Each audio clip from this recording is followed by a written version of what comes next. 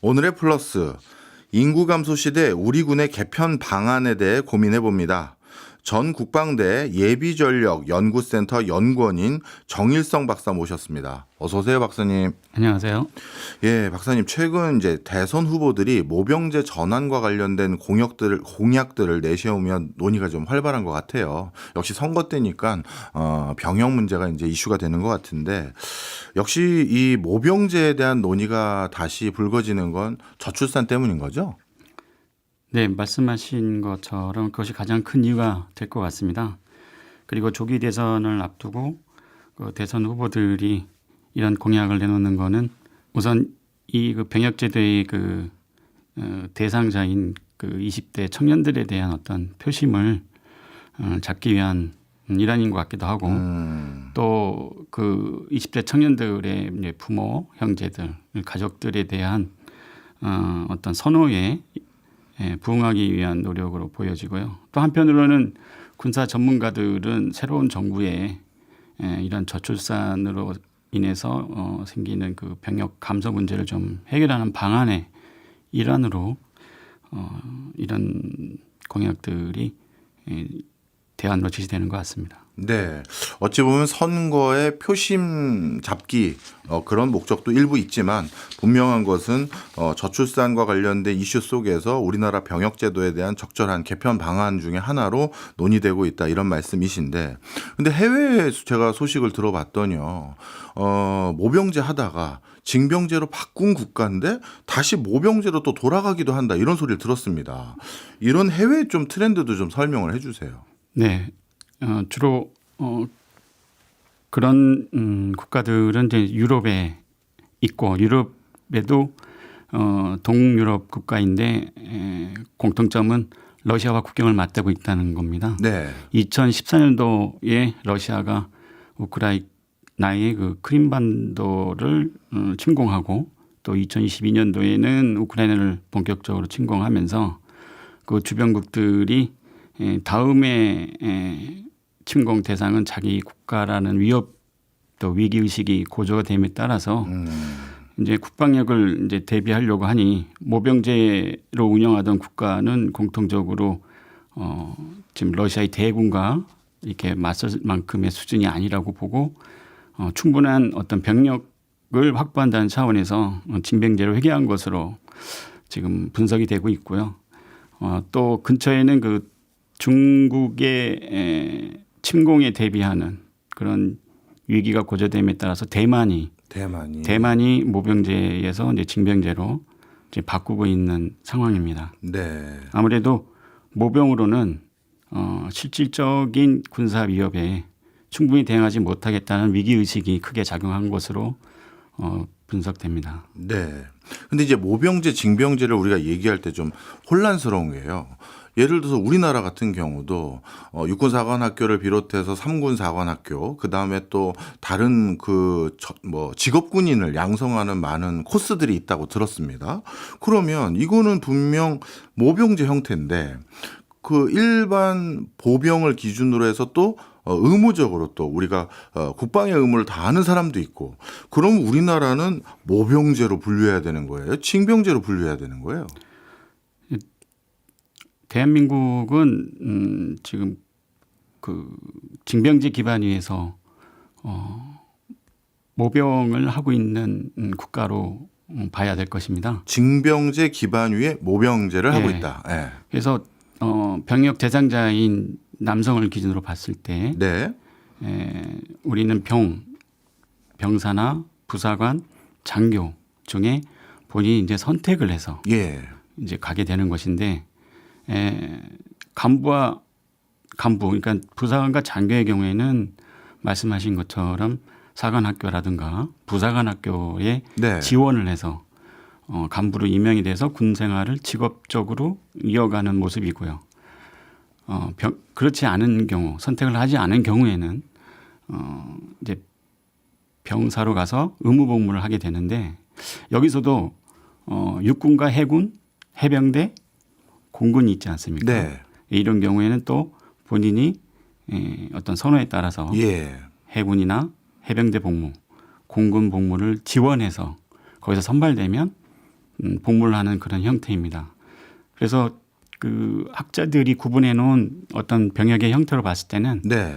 우리는 그 의무 복무 기준으로 봤을 때는 유사 징병제 국가라고 분류할 수가 있겠습니다. 이 부분은 모병제로 완전 모병제로 가기 전 단계에 해당되는 네. 국가로 봐도 되겠습니다. 예. 그럼 앞서 말씀 주셨던 동유럽 국가들 일부 하고요. 대만 이런 국가들은 징병제를 하고 있다고 말씀을 주셨지만 이쪽 나라들도 징병제와 모병제가 혼합된 우리나라와 비슷한 편제라고 보면 될까요? 예. 이 형태는 비슷하게 하고 있습니다. 즉 어느 국가이든지 징병제를 시행하고 있다 하더라도 예. 일부 그 병역 대상자들의 네. 어떤 선호를 반영을 해서 지원 형태의 군복무 그다음에 군대 구성을 하고 있습니다. 네.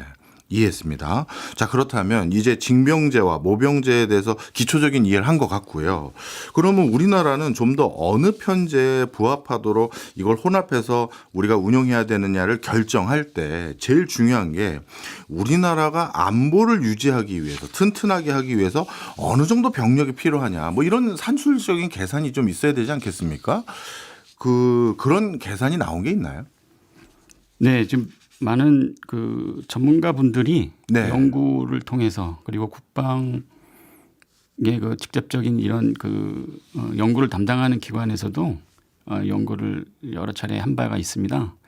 그래서 적게는 뭐 25만에서 25만 명. 예, 많게는 현재 수준 그러니까 50만 정도는 유지된다라고 하는 예. 그 결과를 내놓고 있습니다.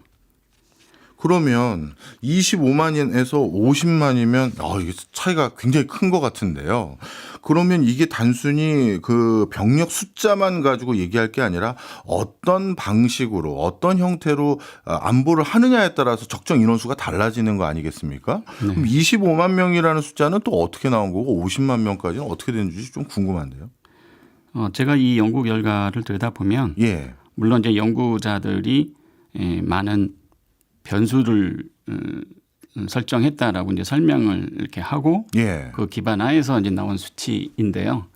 25만의 숫자로 낮아지는 경우에는 주로 그 우리의 안보 환경이 예. 아주 완화된 아주 우호적으로 바뀐 상태를 상정하고 있고요. 예. 50만의 경우는 현재의 그 실존 위협인 북한과 예. 또 잠재 위협 국가들의 어떤 그 군사력을 반영을 한 수치가 되겠습니다. 그 외에도 이런 그 시뮬레이션을 할 때 그 상대국 간 그 어떤 경제 수준, 인구 수준, 네. 그리고 어떤 사회의 그 징병과 모병에 대한 어떤 인식도 이런 네. 것 등을 반영한 변수들을 시뮬레이션한 결과라고 얘기는 하고 있는데요. 네. 이것이 타국 또는 과거의 전사에 기반해서 산출한 것이어서 미래를 가늠할 수 있는 수준인 것은 좀 위험할 수도 있고 네. 또는 좀 부족할 수도 있습니다. 그래서 예. 우리가 조금 더 이런 논의는 우리 형편에 맞고 상황에 맞고 미래의 어떤 위기까지 좀 고려를 한 그런 내용이 좀 있어야 되지 않겠나 생각합니다. 그렇군요. 어찌 보면 지금까지 산출된 적정 병력의 규모라는 것은 과거 데이터를 기반으로 한 것들이 많다 보니 미래에 변화된 기술 환경이라든가 이런 것들까지는 추가적으로 좀 고려를 해야 된다 말씀 주셨는데 이런 건 고려 안 합니까? 예를 들어서 우리나라의 적정 병력 규모를 결정할 때 북한은 몇 명이기 때문에 우리가 몇 명이어야 된다. 이것도 고려 대상 아닌가요? 네, 교수님 말씀하신 그런 연구 내용이 한 가지 있는데요. 예. 이것도 이제 전통적인 그 전투 교리에 입각해서 이제 산출한 것인데요. 그러니까 공격하는 인원 3명을 방어하기 위해서는 최소한 방어 1명이 필요하다라는 3대 1의 어떤 그 공자 방자 대비 논리가 있습니다. 예. 지금 북한군의 군사력이 128만이라고 봤을 때 맞네요. 3분의 1 수준으로 우리가 병력을 가지고 있어야 대응할 예. 수 있다라는 차원에서 그럼 대략 40만 정도는 돼야 된다는 40만에서 거예요. 50만이 이제 등장하게 네. 됩니다. 그런데 또 이제 또 한 가지 연구의 결과는 예. 지금 118만이라고 하는 북한군의 숫자는 실질적으로 좀 허술을 고려하지 않았다. 아. 그래서 한 100만을 좀 넘게 이제 보는 예. 분들이 있습니다. 이제 그런 경우에는 예. 우리의 그 병력은 이 3대 1의 수치를 적용하면 네. 더 낮아질 수도 있다라는 내용으로 한 38만까지 언급하는 연구 결과도 있습니다. 네. 근데 여기서 우리가 주의하게 봐야 될 것은 이제 3대 1이라고 하는 이런 논리는 전사에 기반한 것이고 예. 조금 방자 입장에서의 그런 좀 유효한 논리일 수 있고요. 그리고 지금 그 두 개의 연구 결과에서도 보면은 위협의 대상의 어떤 그 수준을 네. 이렇게 자기적으로 그러니까 임의로 예. 이렇게 조절할 수 있다라는 그 우려가 또 있습니다. 그럴 수 그래서, 있겠네요. 예, 그런 부분을 뭐 검증한다거나 이 부분이 우리가 수용할 만하냐에 대한 어떤 그 신중한 접근도 필요해 보입니다. 네. 그리고 또 궁금한 게 이제 복무 기간이에요. 예를 들어서 제가 알기로 대만은 복무 기간이 엄청 짧은 걸로 알고 있는데 아무리 뭐 숫자가 많더라도 나름대로 좀 뭐랄까요? 숙련된 군인. 이 숫자는 어떻게 보면 그 오합지졸인 군인과는 또 격이 다른 거 아니겠습니까? 네. 그러면 복무 기간이 길어지면 숫자가 좀 줄어도 되는지 이런 것도 궁금합니다. 이제 그 복무기간과 병력 규모에 관한 문제가 이제 모병제나 징집제를 계속 유지하느냐. 물론 이거를 딱 그 구분지어서 이렇게 우리가 선택을 할 수 있지는 않겠지만 네. 저는 이런 거를 결정하고 또 장단점을 분석할 때 중요한 것은 이제 목표를 지향하느냐, 목표를 달성하느냐에 저는 큰 방점을 둬야 된다고 보여지거든요. 근데 복무 기간을 늘리고 줄이는 문제에 있어서 어느 목표에 부합할 수 있기 때문에 가능한 것이냐에 대한 답을 할 수 있어야 된다고 네. 보거든요. 결국은 전투력인데 네. 그게 유사시 짧은 시간 안에 우리가 적을 충분히 방어해내거나 필요한 전쟁 목표를 달성할 수 있는 수준의 전투력을 유지하는데 이 정도의 복무 기간이 괜찮다. 예. 라는 어떤 그 합의 예. 또는 신뢰할 만한 결과를 손에 가지고 우리가 접근해야 된다고 보거든요. 복무 기간을 늘리면 군에서 그 복무하는 인원수가 많아지는 건 맞습니다. 정치 기간이 많아지기 때문에 예.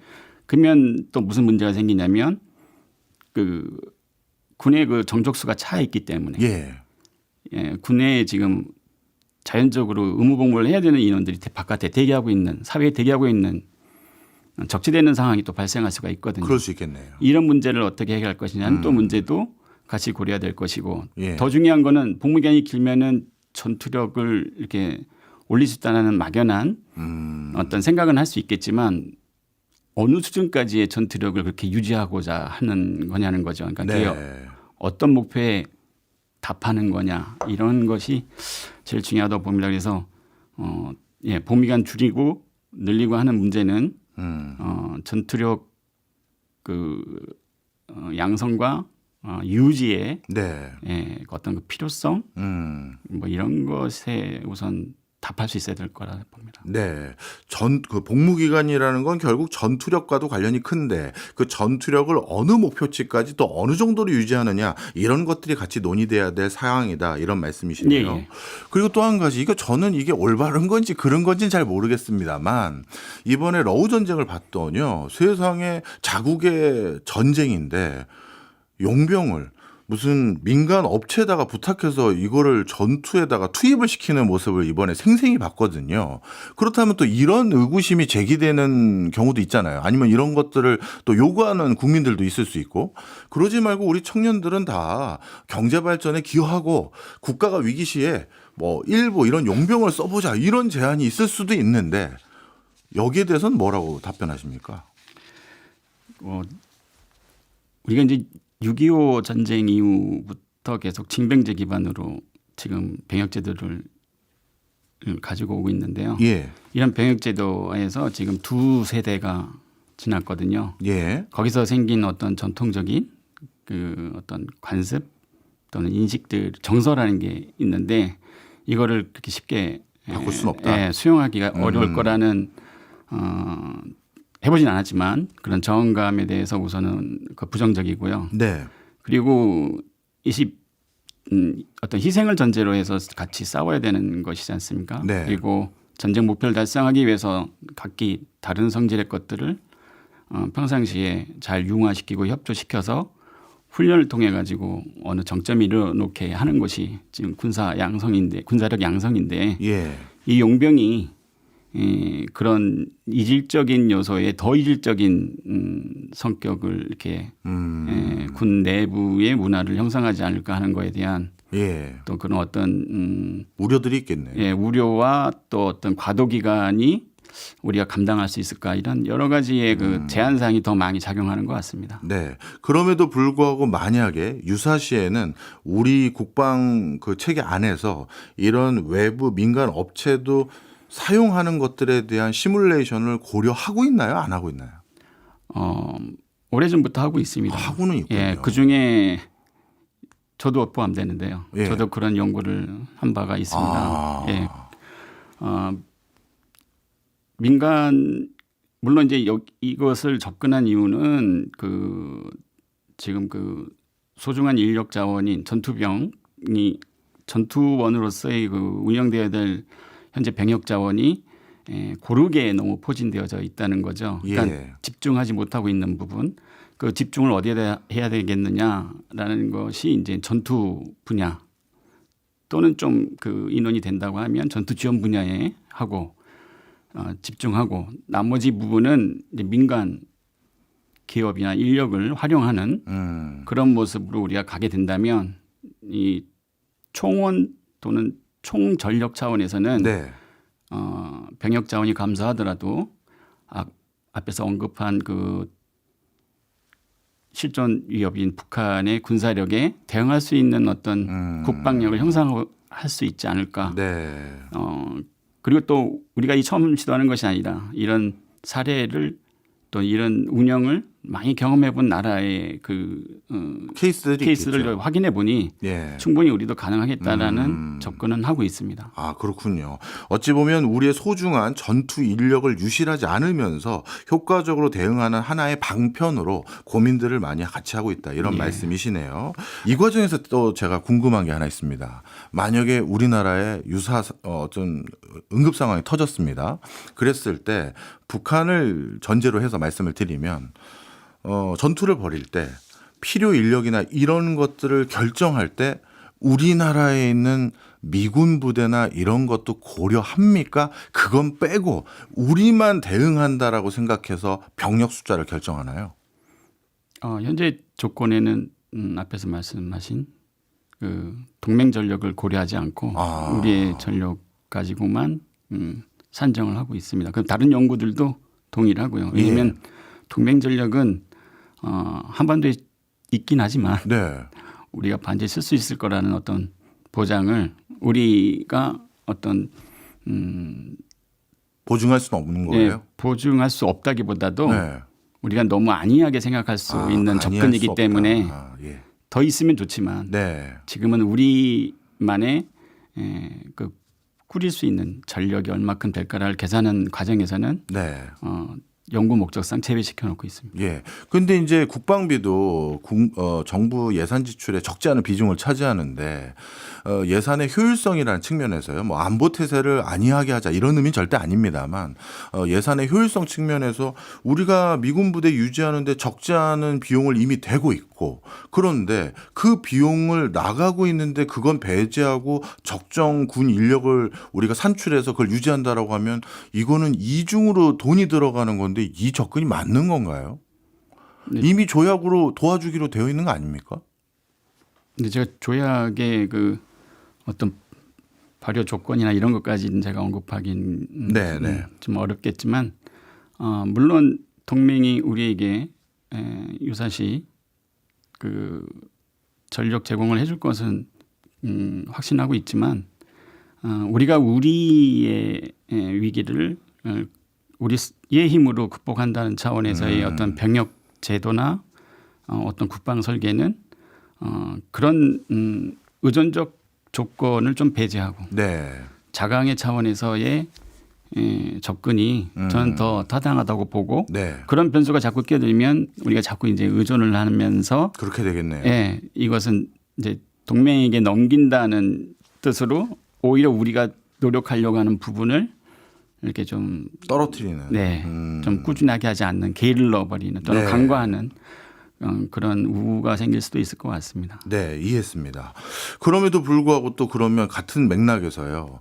최근 들어서 계속해서 군 복무 기간은 줄어들어 왔거든요. 네, 물론 이제 뭐 장병들 입장에서도 그렇고 저도 뭐 후배들 또는 친지들도 마찬가지지만 국방의 의무를 다하는 건 다 좋지만 가능하면 좀 짧게 마무리하고 본업에 종사하기를 희망하는 모습들도 있잖아요. 네. 근데 이걸 무조건 줄여버리면 이것도 뭔가 군 입장에서는 고충이 있을 것 같아요. 네.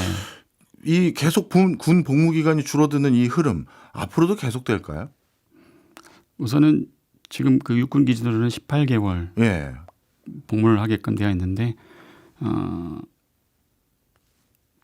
과거에 이제 18개월로 이렇게 줄인 다음에는 법적으로는 더 못 줄이게 되어져 있습니다. 그런데 이제 뭐 법은 개정하면 되니까. 네 개정하면 되니까 뭐 어떤 여지는 있는데요.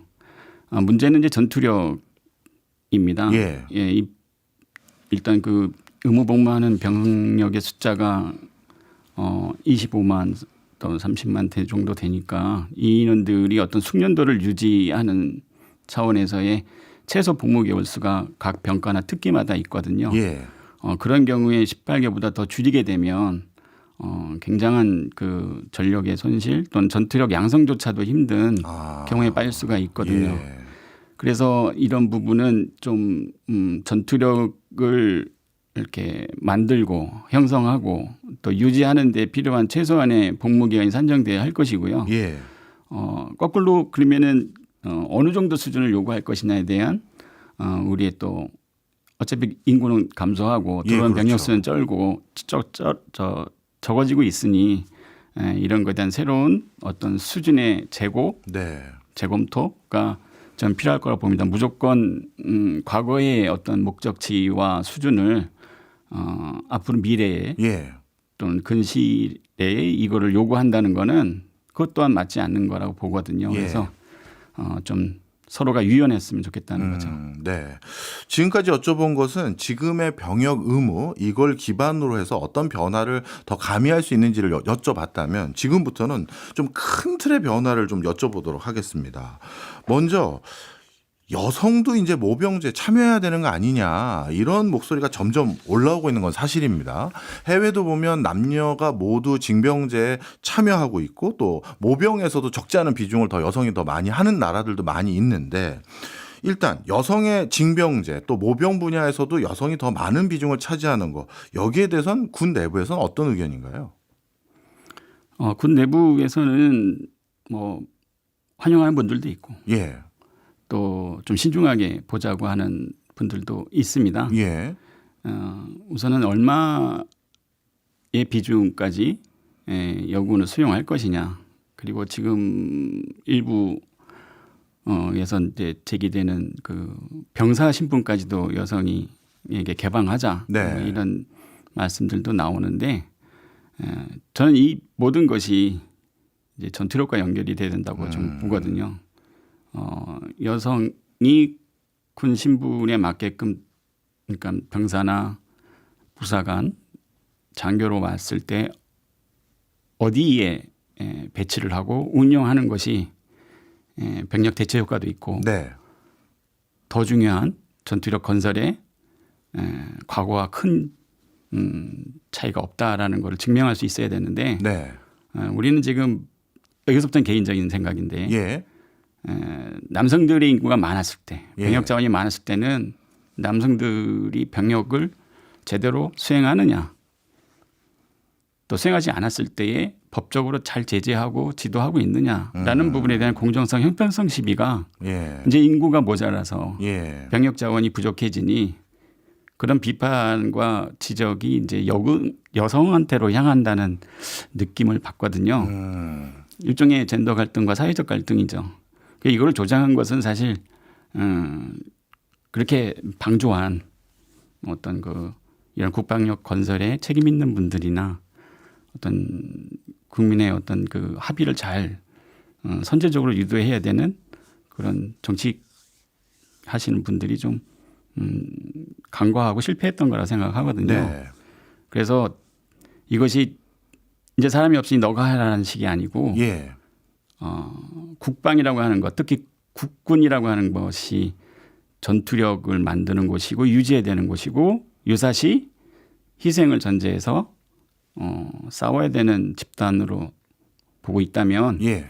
그 목표와 수준에 맞는 인력 구성을 우리가 해야 된다라는 차원에서 접근을 하고 설득하는 어떤 노력들이 좀 필요하지 않나 저는 네. 이런 생각을 해봅니다. 네. 뭐 해외에서는 어떻게 하는지 궁금합니다. 해외에서 징병제를 하고 있는 나라들은 여성 남성을 편차를 두나요? 아니면 우리나라처럼 남성 중심의 징병 모병 제도를 더 많이 선택하고 있나요? 앞에 그 러시아 위협이 가장 이렇게 직면하고 있는 그 스칸디나비아 반도의 나라들은 그 위기 이후에 징병제 남녀 공통으로 이제 징병을 하고 있습니다. 네. 근데 인구에 얼마 안 됩니다. 그러니까 거기는 병력 진짜- 대상 인구의 중에도 얼마 안 되는 인원들을 예. 선발하고 그냥 남성도 마찬가지입니다. 네. 그래서 이 선발을 해야 되는 거기 때문에 그러니까 지원도 있어야 되는 거고. 예. 그러니까 이게 겉모습은 징병이지만 지원에 의해서 아주 소수 인원들을 뽑는 것이어서 우수한 자원들을 네. 확보할 수가 있는 거죠. 예. 비교적. 근데 그렇게 그래서 이제 그런 데서 이제 평등이나 형평성 문제에서 아주 그 좋은 그러니까 대상자인 그들도 좋은 수용성 좋은 평가를 거군요. 좋은 평가를 하고 있지요. 예. 그리고 뭐 미군이나 예. 또는 이스라엘의 경우도 이스라엘 경우를 보면은 이제 40% 정도가 이제 복무를 하고 있는데요. 그 병역 대상자 중에 연령 대상자 중에 그런 것을 보면은 우리도 이렇게 시대에 볼 만하다라고 또 보는 분들도 있습니다. 네. 그다음 또 한 가지 큰 화두가요. 로봇, 휴머노이드, 로봇 군인 뭐 이렇게 표현할 수 있을 것 같은데 이런 무인 체계가 점점 진화 발달해 갈 텐데 언제까지 징병제, 모병제 이걸 가지고 얘기하고 여성의 뭐 그 군 의무 뭐 이런 것들을 얘기할 때가 아니다. 이런 지적들도 있어요. 이 부분에 대해서 군 내부의 분위기는 어떻습니까?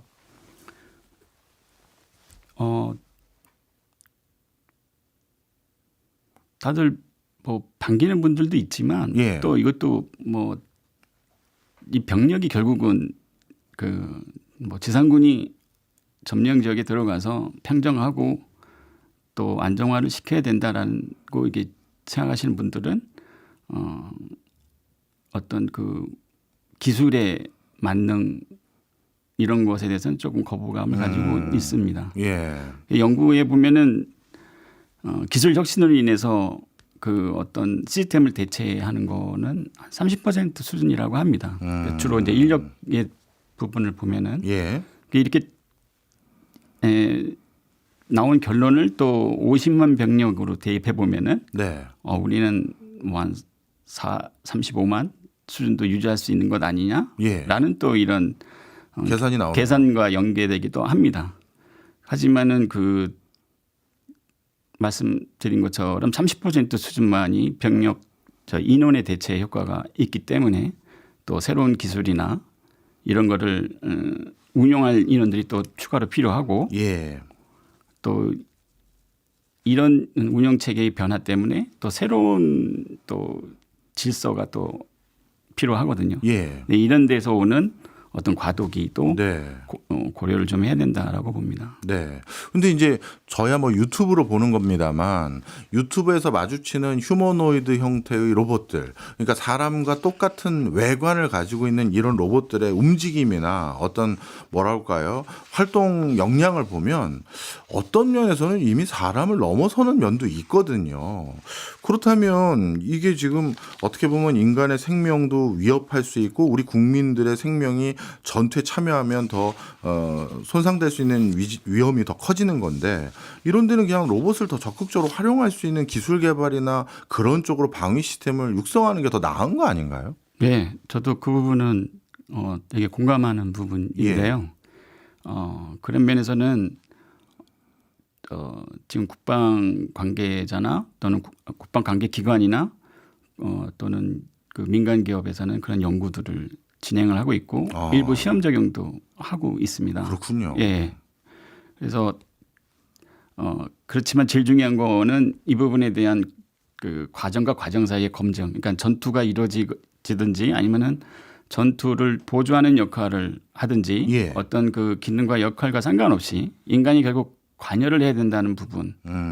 그리고 또 전투 현장에서는 특히나 사람을 죽이거나 또는 죽을 수 있는 그런 환경에서는 인간의 개입이 또 인간의 마지막 결정이 중요해지거든요. 그렇겠네요. 이런 부분에 대한 어떤 연계, 예. 이런 부분에 대한 어떤 안전장치들이 더불어 해줘야 되는데 그 부분은 아직 그 초보 단계라고 볼 수가 있고 교수님 말씀하신 그 영화로 보거나 유튜브로 본 내용은 예. 무인기라든가 무인 함정이 예. 우리 아군이 없는 영역에서 결정이 내려지면 파괴하는 그런 모습의 예. 것인데요. 그런 부분의 수준이라면 우리도 근시일 내에 할 수 있겠지만 예. 그것이 나중에 불러일으키는 그 후과들에 대한 어떤 책임의 영역 네. 또는 명분의 영역에 대해서 예. 우리가 준비가 되어 있느냐 이건 또 다른 문제이기 때문에 그렇겠네요. 그래서 이것도 좀 신중해야 연구와 신중한 접근이 필요해 보입니다. 예. 상대적으로 우리나라는 무인화 전투 기기를 도입하는 데 있어서 지금 다른 나라와 비교했었을 때 도입을 많이 하고 있는 국가로 분류됩니까? 아니면 선도하고 있는 국가로 분류되는지 아니면 좀 반대인지 그것도 궁금합니다. 제가 그 저변의 모든 거를 수렴한 상태에서 드릴 수 있는 답변이 아니지만 예. 지금 저희가 봤을 때는 그래도 초보 단계 이건 언론에 국민에게 알려지는 수준은 이제 전방 경계 시스템에 그 과학화 경계 장비를 통해서 전에는 대대급 정도의 그 어떤 감시 지역을 네. 지금 중대 규모가 지금 하고 있는 것을 시험 적용하고 있는데요. 네. 군 당국은 이제 2030년도까지 이거를 이렇게 운용하겠다고 지금 하고 있는 상태입니다. 하지만 이스라엘이 이제 그 하마스 단체의 그 침공을 받았던 것이 예. 바로 이런 그 스마트 월 이런 걸 안심하고 있다가 당한 거거든요. 그러니까 그런 거에서 주는 우리에게 주는 경계감이라는 게 좀 있습니다. 그래서 예. 기술에만 다 의존하는 것이 아니라 결국 기술은 나를 그러니까 전투원을 보조하는 거고 과거보다는 운영하지 않았을 때는 그 전투원의 생명을 조금 더 보호해주는 역할 정도로 우리가 생각을 해야지 이걸 1대1 또는 1대 몇의 개념에 적용해서 기계가 해결해 줄 것이다 하면 안 되는군요. 예, 병력을 대체할 수 있을 거라는 접근은 조금 조심스럽다고 봅니다. 예, 이해했습니다. 이스라엘의 최근 사례가 어떤 의미를 담고 있는지 말씀해 주시니까 확 이해가 되는데요. 지금까지 이제 현역병에 대한 여러 지금 검토되고 있는 이슈들, 변화하고 있는 트렌드에 대한 이슈들에 대해서 여쭤봤다면 이제는 예비병력에 대해서 좀 여쭤볼게요. 우리나라도 예비군을 운영하고 있지 않습니까? 이 예비군 운영제도도 뭔가 변화가 필요하지 않을까요? 그렇습니다. 한국 예비군들은 다른 예비군을 운영하는 국가에 비해서 그 우선 훈련 일자가 너무 적습니다. 적어요. 예, 저희는 2박 3일의 그 동원 훈련과 4일의 그 지역 방위 예비군들이 훈련을 하고 있는데요. 1년에 뭐 미국은 38일에서 40일 정도 하고 있고요. 북한은 40일 정도. 이스라엘은 55일을 이렇게 예비군들 동원해서 훈련 소집을 해서 훈련을 시키고 있습니다. 그래서 우리도 좀 이렇게 좀 쇄신해야겠다고 해서 좀 상비 예비군 그 전에는 이제 비상근 예비군이라고 불려졌던 그런 신분을 도입을 해서 지금 제도를 운영하고 있는데요. 지금 한 3,700명 운영하고 있습니다.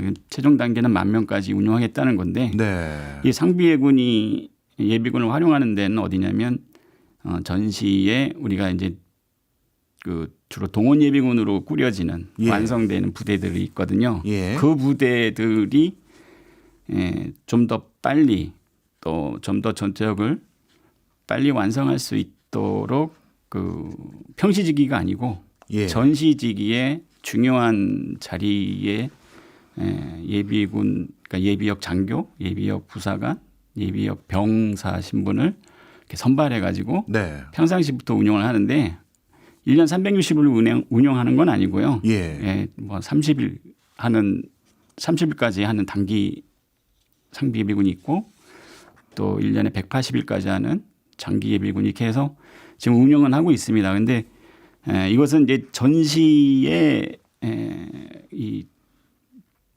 증창설되는 부대를 염두에 두고 만든 제도이고 평시부터 이렇게 활용할 수 있는 자원으로서는 조금 이렇게 거리가 있는 제도가 되겠습니다. 그래서 예비군에 대한 그 운영 제도는 지금 이것이 지금 가장 최근에 좀 발전하려고 하는 모습입니다. 네.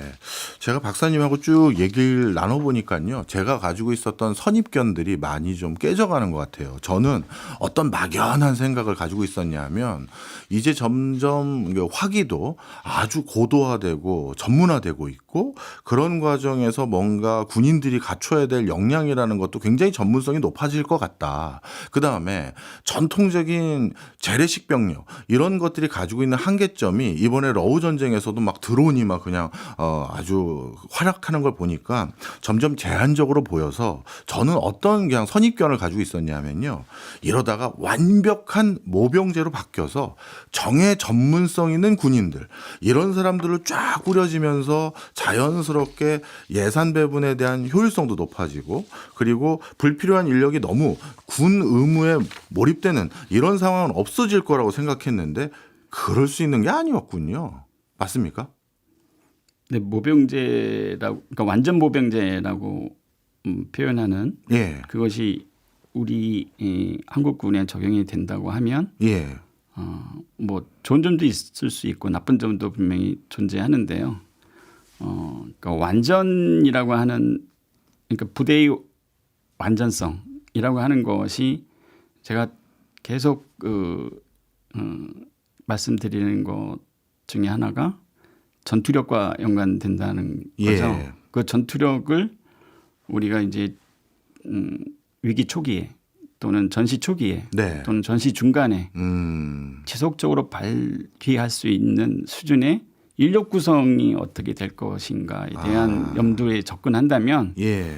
완전 모병제가 우리에게 그렇게 안심할 수준의 제도라고는 보기 어렵다라고 저는 생각합니다. 네. 네. 예, 이해했습니다.